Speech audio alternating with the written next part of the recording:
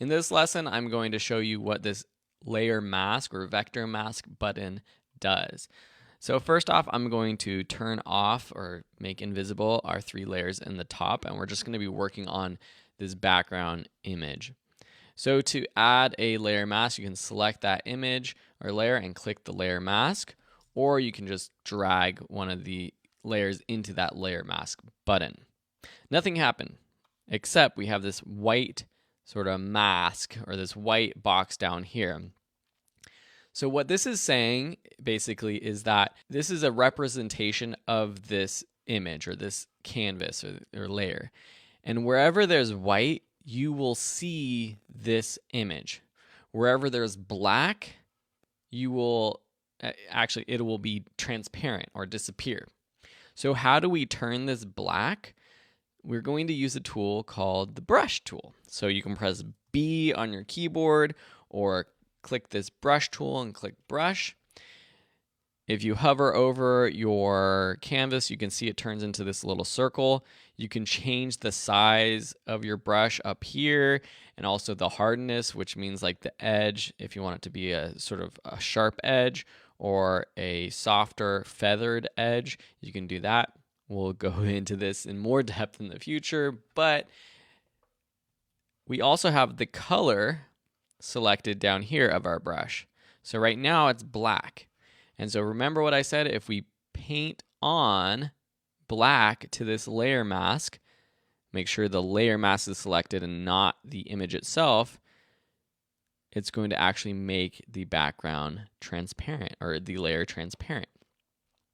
If we paint on white, which you can easily do by clicking this little arrow, double arrow button right here for our color selector, and now we have a white brush. And if we paint on here, it paints back. Now make sure this mode is set to normal. For me, it was set to darken, which wasn't allowing me to paint the white on. So make sure that's set to normal when you get started with this. But you can see that now I can paint on. So this is one way to kind of mask out or paint off parts of an image. The benefit of this, doing it this way, is that you can always undo this by painting back on, right? A keyboard shortcut to remember is X on your keyboard, just X itself, and that swaps between these two colors right here, black and white. Now, there might be times where you're painting on and it doesn't look right. That might be because the color is like a gray or a blue or something, and you can see if we're at gray, it's kind of a transparent. You can still kind of see it in the background, and that's because I had it about halfway between pure white and pure black, and that's going to show in the vector mask or the layer mask as about half transparent. There's other brush things up here. We can turn the smoothing up or down. Smoothing will try to make your brush strokes a little bit smoother. Flow and opacity uphill here will also decrease sort of the opacity. So if you want to have like a lighter, in some sort of sense, brush stroke where you're brushing on multiple times instead of just one fell swoop of white, but just you want to paint it on or off, that's what this opacity and flow will do as well. So typically though, I'll just leave it at 100% opacity and 100% flow. So this, as I mentioned, is good because there's other ways to get rid of parts of an image. So say, let's actually just duplicate this layer. Right click duplicate, or you can just drag it into this new item button. I'm going to right click the layer mask and choose this delete layer mask so I just have my object.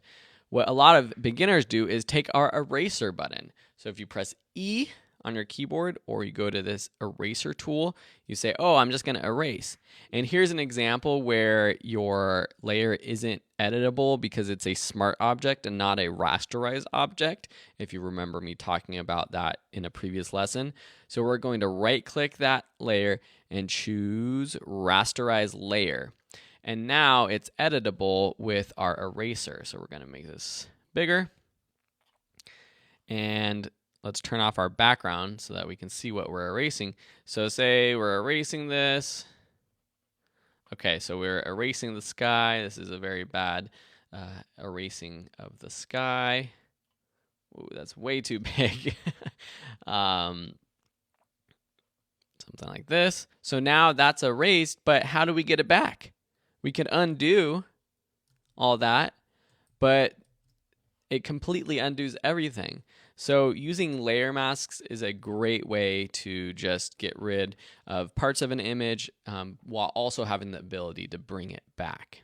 We'll be using this feature in future lessons, more practical lessons, but now you know where it is. It's that button down here, layer mask. All right, thanks so much for watching, and we'll see you in the next lesson.